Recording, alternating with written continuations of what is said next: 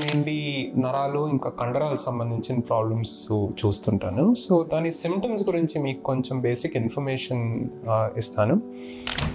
కాళ్ళు చేతుల్లో తిమ్మిర్లు, కాళ్ళు చేతులు మొద్దుబారడము, మంట సెన్సేషను, ఇవన్నీ సెన్సరీ సిమ్టమ్స్ కింద వస్తాయి. ఇవన్నీ యూజువలీ నరము లేకపోతే స్పైనల్ కార్డ్ నుంచి ఏ నరాలు బయటకు వస్తున్నాయో, వెన్నెముక నుంచి బయటకు వచ్చే నరాలు అక్కడ ఏమైనా జబ్బులు మొదలైతే ఇలాంటి సిమ్టమ్స్ డెవలప్ అవ్వచ్చు.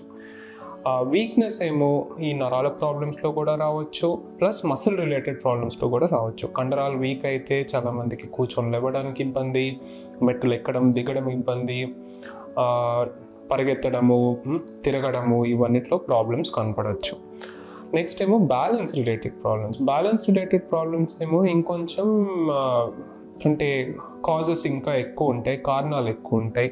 నరాల వల్ల అవ్వచ్చు, స్పైనల్ కార్డ్లో ఉన్న నరాలు, కాళ్ళు చేతుల్లో చివరిలో ఉన్న నరాలు, లేకపోతే బ్రెయిన్ సంబంధించిన బ్యాలెన్స్ సెంటర్స్లో కూడా ప్రాబ్లమ్స్ అయితే బ్యాలెన్స్ ఇబ్బందులు అవ్వచ్చు.